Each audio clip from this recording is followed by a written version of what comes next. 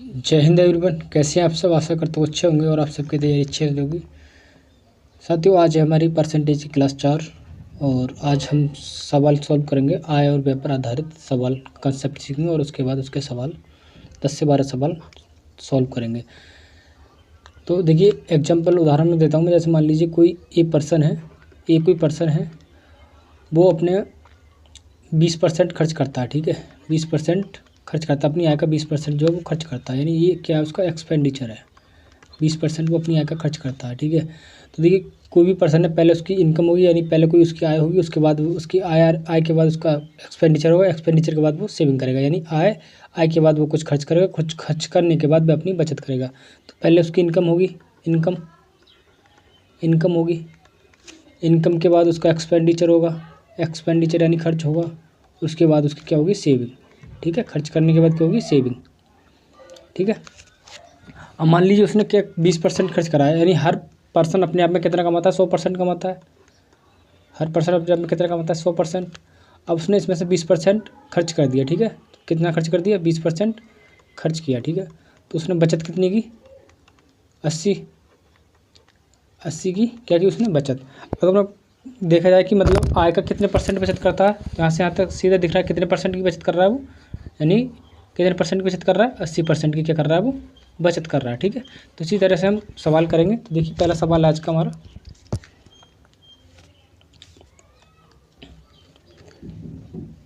पहला सवाल है, श्रीमान कपूर अपनी कुल आय का 20% मकान किराए के रूप में खर्च करते हैं और शेष का 70% घरेलू चीज़ों पर खर्च करते हैं। तदनुसार यदि उनकी बचत 1800 रुपये की हो तो उनकी कुल आय कितनी है, यानी रुपये में कुल आय कितनी है। यानी देखिए 20%, यानी टोटल उनकी आय थी 100%। यानी श्रीमान कपूर जो उनकी आय टोटल आय थी, इनकम थी 100%। कितनी, 100%। उन्होंने 100 में से 20% किस पे खर्च कर दिया, 20% मकान किराए पर खर्च कर दिया। 20% किस पे खर्च कर दिया, मकान किराए पर। सॉरी, 20% किस पे खर्च कर दिया, मकान किराए पर। ठीक है, इसके बाद ये कह रहे हैं शेष का 70% घरेलू चीज़ों पर। यानी कि जब बचा कितना हमारे पास, 20% ये खर्च कर दिया तो बचा कितना, शेष कितना बचा, 80% बचा हमारे पास, 80%। तो ये कह रहे हैं शेष का 70% घरेलू चीज़ों पर। यानी कि इसका 70% घरेलू चीज़ों पर खर्च कर दिया। यानी 0 से 0 खत्म हो जाएगा तो 7 8 56, यानी 56% उन्होंने घरेलू चीज़ों पर खर्च कर दिए। 56% किस पर, घरेलू चीज़ों पर, घरेलू पर। ठीक है, उसके बाद उनकी बचत है 1800 रुपये। यानी घरेलू चीज़ों पर 56% खर्च करने के बाद 1800 रुपये की बचत की। यानी 80 में से 56 खर्च कर दिया, यानी 70 खर्च कर दिया तो कितना बचा, 80 का 30% बचा, बचत हुई हमारी 30%। 0 से 0 खत्म हो जाएगा तो 8 3 24, यानी 24% बचत की उन्होंने। ठीक है, और इनके हिसाब से कितने रुपये की बचत की, 24 बराबर कितने के, 1800 रुपये के, 1800 रुपये के। और उन्होंने पूछा उनकी कुल आय, तो कुल आय कितनी होती है, हमेशा 100%। कितनी है, 100%। तो हमें 100% का मान चाहिए, तो 100% बराबर क्या होगा हमारा, 1800 गुणा 100% बटे में 24%। परसेंट से परसेंट का चिन्ह खत्म, और ये काटेंगे हम 4 से, 4 6 24, और ये काटेंगे 4 से, 4 चौके 16, और 2 बचेंगे, 4 5 20, 0। 3 से काट लो, ना 6 से काटो, 6 7 42, 3 बचेंगे, 30 हो जाएंगे, 6 5 30। यानी कि 7500 रुपये क्या है उनकी बचत। 7500 रुपये की क्या हो जाएगी उनकी बचत, 7500 रुपये की क्या हो जाएगी, सॉरी, और टोटल आय क्या हो जाएगी उनकी, 7500 रुपये। तो ऑप्शन हमारा यहाँ पे क्या सही हो जाएगा, बी ऑप्शन हमारा यहाँ पे सही होगा। 7500 रुपये की उनकी टोटल आय है। अगला प्रश्न हमारा,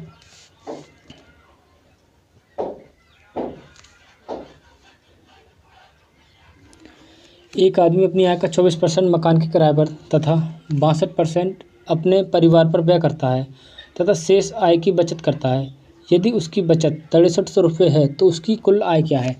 टोटल इनकम क्या है, 100% है हमारी। ठीक है, 100%।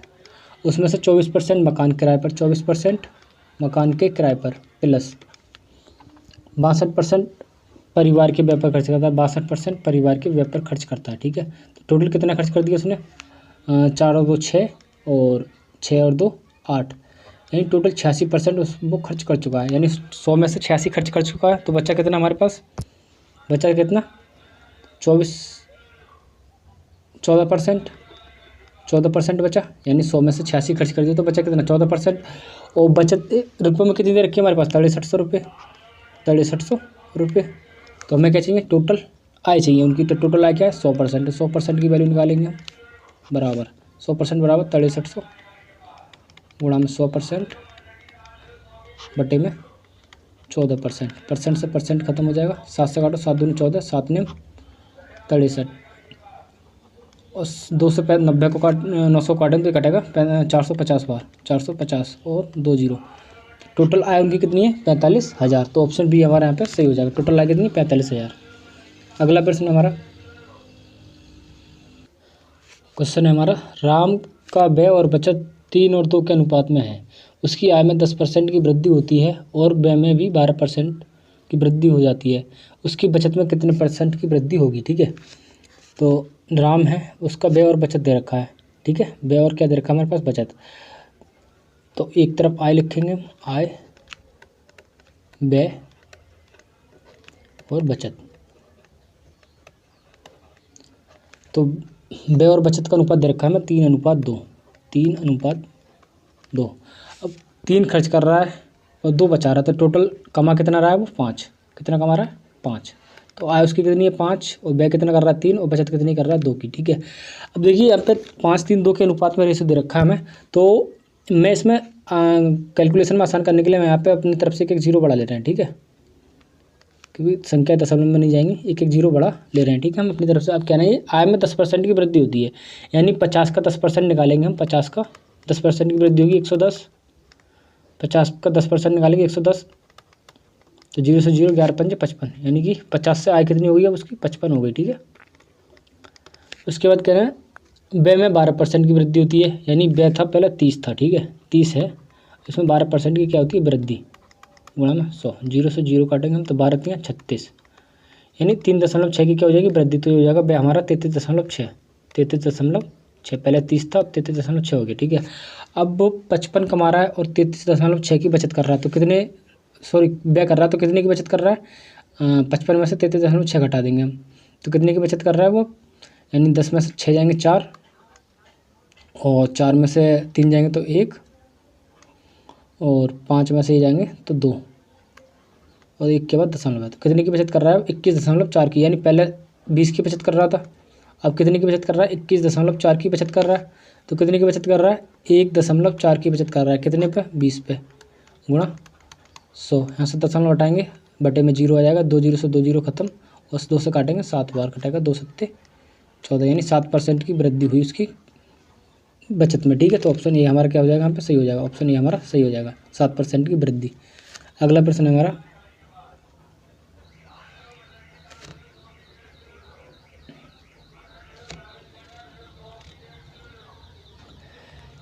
अरविंद अपनी आय का 75% खर्च करता है और शेष बचा लेता है। उसकी आय में 20% वृद्धि हो जाने पर वह अपने खर्च में 10% की वृद्धि कर देता है। उसकी बचत में कितने परसेंट वृद्धि हो जाएगी।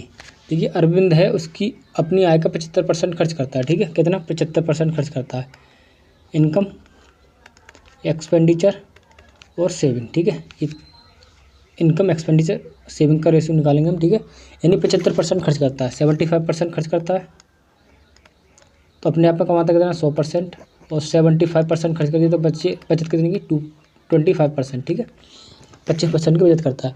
उसकी आय में 20% की वृद्धि होती है, यानी अभी आय उसकी अगर 100 है तो 20% की वृद्धि करेगा तो 120, 100 का 20% निकालेंगे तो 20 आएगा, तो 100 में 20 जोड़ेंगे तो 120 हो जाएगा, या फिर डायरेक्ट 100 का 120 निकालेंगे तो 120 हो जाएगा। ठीक है, तो 120 अब आय होगी उसकी 120, यानी 100 से 120 हो जाती है उसकी आय। ठीक है, और वह अपने खर्च में भी 10% की वृद्धि कर देता है, यानी 75 का 10% निकालेंगे तो 7.5 हो जाएगा, 75 का 10% निकालेंगे हम, 0 से 0 और यहाँ पे 1 का दशमलव हो जाएगा तो 7.5, तो यानी कि कितना हो जाएगा ये 82.5। 75 से कितना हो जाएगा 82.5। अब सेविंग कितनी हो जाएगी उसकी, सेविंग कितनी हो जाएगी, यानी कि 120 कमा रहा है, 82.5 खर्च कर रहा है, तो कितनी सेविंग हो जाएगी, 10 में से 5 जाएंगे 5 बचेंगे हमारे, और यहाँ पे कितना रह गया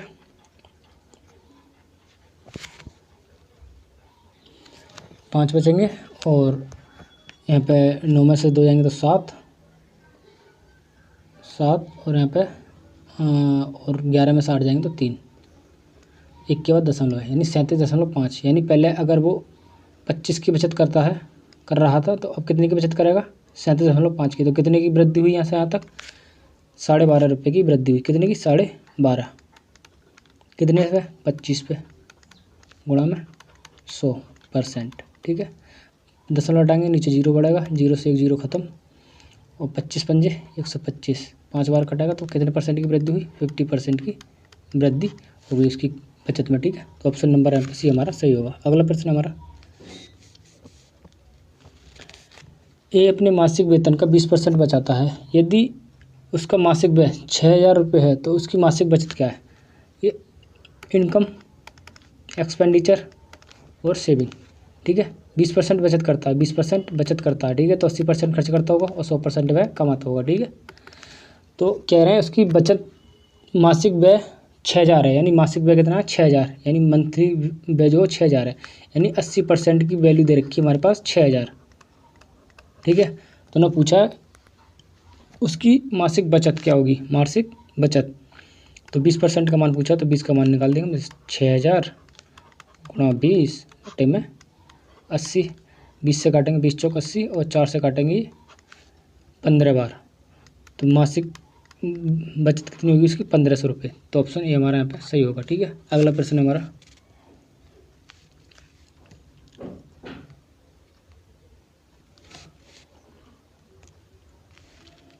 2500 लोगों में से केवल 60% में बचत करने की आदत पाई गई। यदि उनमें से 30% बैंक में बचत करते हैं और 32% डाकघर में और शेष शेयरों में, तो शेयरधारकों की कुल संख्या कितनी है? देखिए 30%, टोटल 2500 लोगों में 60% लोग हैं जो बचत करते हैं। ठीक है, यानी 2500 का 60% जो बचत करते हैं, 2500 के 60% क्या करते हैं? बचत। तो कितने लोग बचत करते हैं? 0 से 0 खत्म हो जाएगा, 25 छिक्का 150, यानी 1500 लोग क्या करते हैं? बचत करते हैं। ठीक है, 1500 लोग जो हैं बचत करते हैं। ठीक है, अब इसमें से 30% बैंक में और 32% डाकघर में, यानी 30% बैंक में बचत करते हैं और प्लस 32% डाकघर में, 32% डाकघर में, तो टोटल कितने लोग हो गए? 62%। 62% बचत करते हैं और शेष करते हैं शेयरधारकों में। तो ठीक है, तो हमें शेयरधारकों की संख्या पूछी, तो ये बैंक और डाकघर हो गए। बैंक और डाकघर की होगी, तो शेष जो है अब 100 में से 62 को हटा देंगे, जो आ जाएगा, जो शेष आएगा वो हमारे पास किसका आएगा? शेयरधारकों की संख्या आएगी। ठीक है, तो 100 में से 62 घटाएंगे तो हमारे पास कितना बचेगा? यानी 100 में से 62 माइनस करेंगे तो हमारे पास आ जाएगा 38, यानी 38% जो है वो शेयरधारकों में बचत करते हैं। यानी हम 1500, टोटल बचत करने वाले कितने थे? 1500, 1500 को हम कितना निकालेंगे? 38%। 38%, 0 से 0 खत्म हो जाएंगे, 15 अट्ठे 120, 12 हासिल, 15 3 45, 45 और 12 57, यानी 570 लोगों में 570 लोग ऐसे हैं जो शेयरधारकों में शेयर करते हैं। ठीक है, तो ऑप्शन बी हमारा यहाँ पे सही हो जाएगा। ठीक है, अगला प्रश्न है हमारा, एक आदमी ने अपनी पूंजी का 1/3 भाग 7% पर, 1/4 भाग 8% पर और शेष 10% पर निवेश किया। यदि उसकी वार्षिक आय 561 रुपये है तो पूंजी क्या है? 1/3 भाग 7% पर, 1/3 भाग 7% पर, ठीक है, प्लस 1/4 भाग 8% पर, 1/4 भाग 8% पर, प्लस शेष भाग 10% पर। देखिए शेष भाग कितना होगा? 1/3 ये निवेश कर दिया और 1/4 ये निवेश कर दिया, टोटल कितना निवेश हो गया? यानी कि 1/3 प्लस 1/4, यानी कि एलसीएम हो जाएगा हमारा 12 और 4 और 3 7, यानी शेष बचेगा हमारे पास 5/12। शेष कितना बचा हमारे पास? 5/12, 5/12 10% पर। ठीक है, बराबर कितना हो जाएगा? 561 रुपये, 561 रुपये।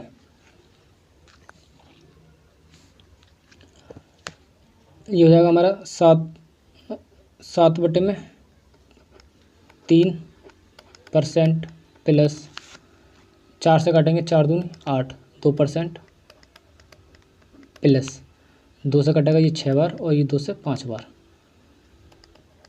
25/6% बराबर 561।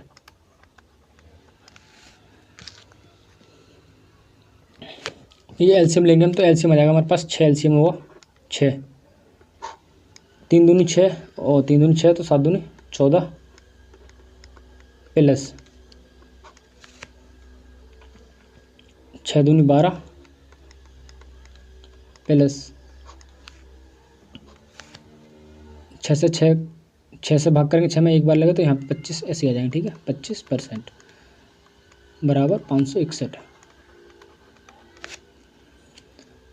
इन्हें ऐड करेंगे कितना हो जाएगा, 4 और 2 6, 6 और 5 9, 4 और 2 6, 6 5 9, 1 और 1 2, 2 और 2 4, 49, यानी कि 6 5 9 और 4 49 बटे में 6% बराबर 561। हमसे क्या पूछा, उसकी पूंजी पूछी है। ठीक है, कुल पूंजी पूछी है। 100% का मान पूछा तो 100% का मान क्या होगा, 100% बराबर 561 गुणा में 6 बटे में 49 गुणा 100। ठीक है, कितने से भाग लगेगी इसमें, 7 से भाग लग रही है। 7 7 49, 7 8 56। कहीं मिस्टेक हुई है इसमें, सवाल में कहीं मिस्टेक हुई है इसमें ये मिस्टेक हुई है।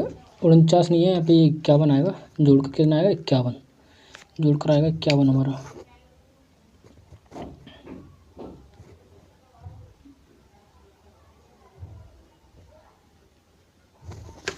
कितना आएगा, 51।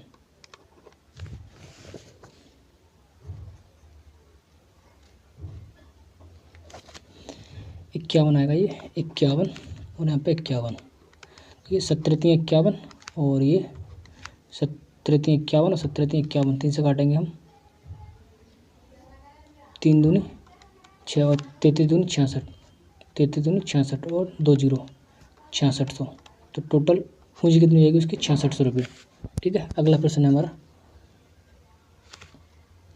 अगला प्रश्न है,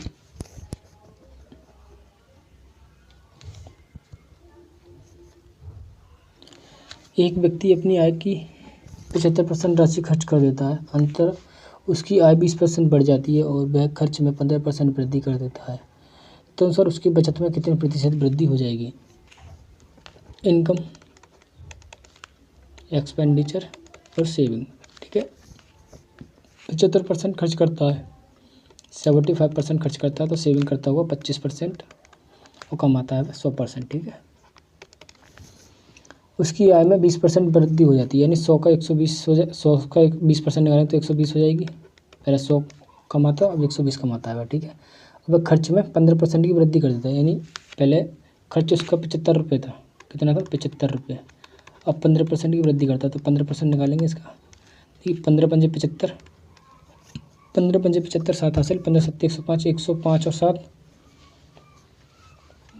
105 और 112, 112 और 2 के बाद 2 जीरो, 2 के बाद दशमलव हो जाएगा, नहीं ये हो जाएगा हमारा 11.25 की वृद्धि, यानी कि 75 में 11.25 ऐड करेंगे तो ये हो जाएगा हमारा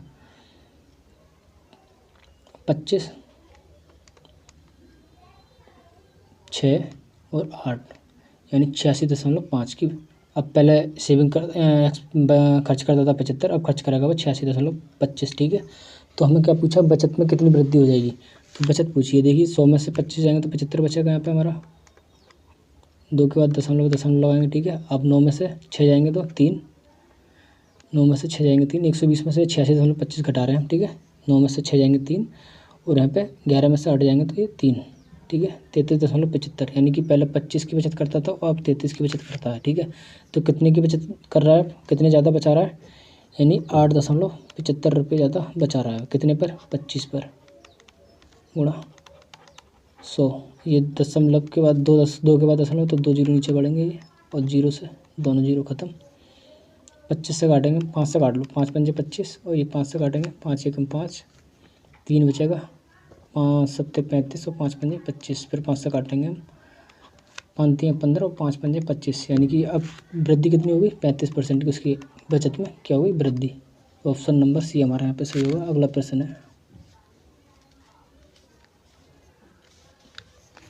रतन का व्यय और बचत 5:1 के अनुपात में है। यदि उसका वेतन 25% बढ़ा दिया जाए और बचत 15% और बचत को 15%, तो उसके व्यय में कितने परसेंट की वृद्धि होगी? ये इनकम, एक्सपेंडिचर और सेविंग, ये 3 रेशियो हमारे पास। व्यय दे रखा उसका 5 और बचत दे रखी है उसकी 1, यानी 5 खर्च कर रहा है, एक बचत कर रहा है, तो कमा कितना रहा है? 6। अब मैं देखिए कैलकुलेशन में आसानी के लिए अपनी तरफ से एक 0 बढ़ा ले रहे हैं। अगर 0 बढ़ा ले रहे हैं, ठीक है, 0 बढ़ा से हमारा कोई फ़र्क नहीं पड़ने वाला, 0 से 0 सबका खत्म हो जाएगा, तो रेशियो वही बचेगा हमारा, ठीक है। तो कह रहा है उसके वेतन में 25% बढ़ा दिया जाता है, यानी वेतन पहले 60 था, उसका 25% बढ़ा दिया जाता है, ठीक है। यानी 60 का मैं 125% निकालूंगा, 125%, इधर लिखता हूँ मैं, 60 का 125%, 25 पंजे 125 और 25 चौके 100, 4 से काटेंगे 15 बार, तो 15 पंजे 75, यानी पहले 60 कमा रहा था, अब 75 कमा रहा है, ठीक है। वृद्धि को कितना हो गया? 75, ठीक है। उसकी बचत भी 15% बढ़ जाती है, यानी 10 का 15% निकालूंगा मैं, तो कितना हो जाएगा? 10 का 115% निकालेंगे,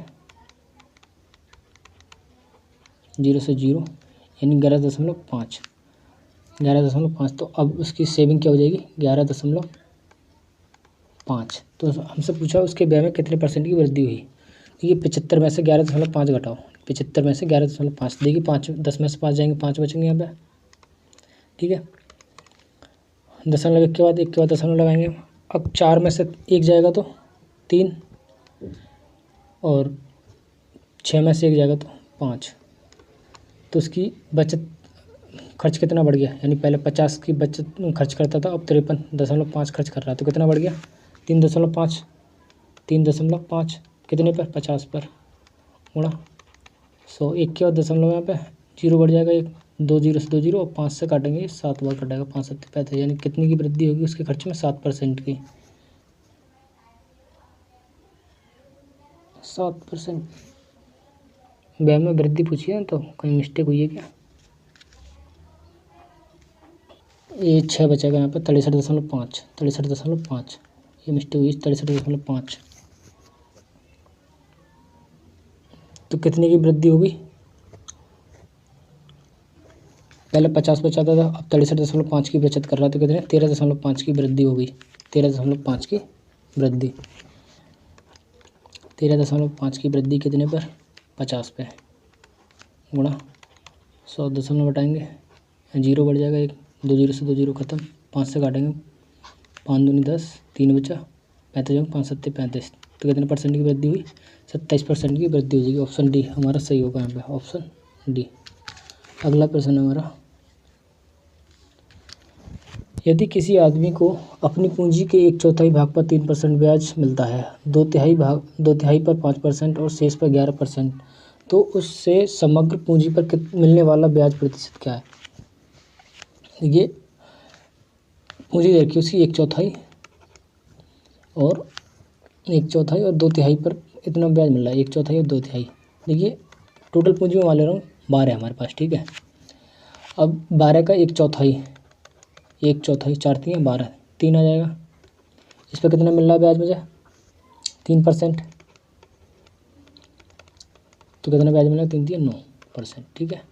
अब इसका 12 का 1/3 निकालूंगा, कितना?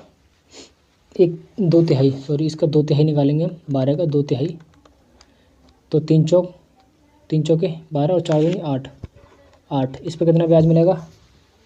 5%, तो 8 पंजे 40, ठीक है। अब शेष पूंजी पर 11% मिला, यानी 8 ही हो गई, और 8 ही है और 3 ही है, तो यानी कितना हो गया? 11। तो बचा कितना मेरे पास? एक टोटल पूंजी मानी थी मैंने 12, और 8 और 3 11 ही हो गए, तो बचा कितना? 1। अब 1 पे कितना ब्याज मिलेगा मुझे? 11%, तो टोटल कितना हो गया? ये 11% ब्याज मिलेगा यहाँ पे, तो टोटल कितना ब्याज हो गया? ये 9 और 1 10 का 0, और 4 और 1 5 और 1 6%, यानी 60%, ठीक है। 60% पूछा क्या है हमसे? उसे समग्र पूंजी पर मिलने वाला ब्याज प्रतिशत निकालना है। मैं समग्र पूंजी कितनी थी उसकी? 12%, 12 मानी थी हमने, तो ये तो सब टोटल अलग अलग मिलने वाला ब्याज हो गया, कुल 60%। उन्होंने पूछा टोटल समग्र पूंजी यानी पूरी पूंजी पर ब्याज कितना मिलेगा। तो समग्र पूंजी हमने मानी है 12, तो इसे 12 से डिवाइड कर देंगे, 12 से डिवाइड, तो 12 पंजे 60। तो समग्र पूंजी पर कितने % का ब्याज है, 5% का। ठीक है, ऑप्शन बी हमारा यहाँ पे सही हो जाएगा। अगला प्रश्न हमारा,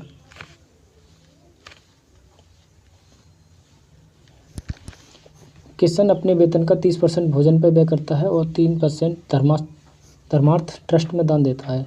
वह इन दोनों मदों पर 2310 रुपये व्यय करता है, तो उस महीने का कुल वेतन क्या है। यानी 30% भोजन पर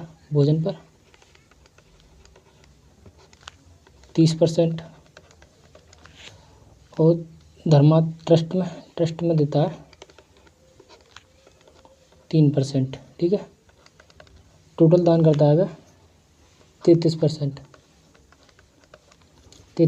दान करता है। ठीक है, और इनकम कितनी होगी इसकी अपने आप में 100%। इनकम होगी कितनी अपने आप में 100%।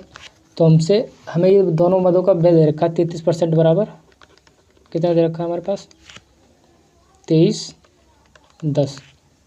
तो हमसे पूछा उसका मतलब महीने का कुल वेतन क्या है, इस महीने का कुल वेतन। तो 100% पूछा, 100% बराबर हो जाएगा हमारा 2310 गुणा में 100 बटे में 33।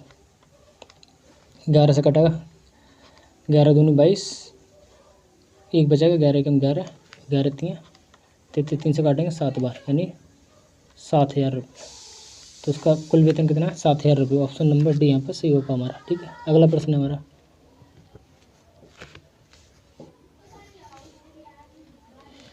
श्री एक्स अपने वेतन का 35% भोजन पर और अपने वेतन का 5% बच्चों की शिक्षा पर खर्च करते हैं।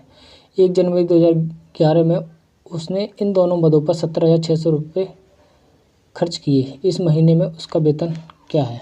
ठीक है, वेतन का 35% भोजन पर और 5% बच्चों की शिक्षा पर, यानी 3505 टोटल 40% खर्च कर दिया उन्होंने। कितना 40% क्या कर दिया उन्होंने एक्सपेंडिचर कर दिया। ठीक है, इन दोनों मदों पर कितना खर्च किया 17,600। 40% बराबर कितना खर्च किया है उन्होंने दे रखा खर्च 40% बराबर कितने के 17,600। ठीक है, हमसे पूछा है उस महीने का वेतन पूछा है, तो 100% बराबर 17,600 गुणा में 100 बटे में 40, 0 से 0 ख़त्म, 4 चौके 16, 4 चौक 16, यानी कितना हो जाएगा 44,000। 44,000 ऑप्शन बी यहाँ पर हमारा करेक्ट होगा।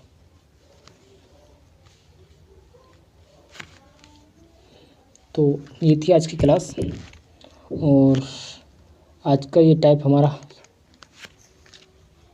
वैसे जो टाइप था हमारा वो आज समाप्त हुआ। ये टाइप हमारा समाप्त हुआ, और इसकी PDF आपको टेलीग्राम में मिल जाएगी। PDF टेलीग्राम में मिल जाएगी, और आपको इसके प्रैक्टिस करने कम से कम 30 सवाल इससे टॉपिक से संबंधित 30 सवाल आपको प्रैक्टिस करने हैं, और इसकी PDF मैं टेलीग्राम में डाल दूँगा। और वीडियो अच्छी लगी तो वीडियो को लाइक करें अपने, और दोस्तों में शेयर करें। चैनल पर पहली बार है चैनल को सब्सक्राइब जरूर करें, और मिलते हैं कल नई क्लास में। तब तक के लिए जय हिंद।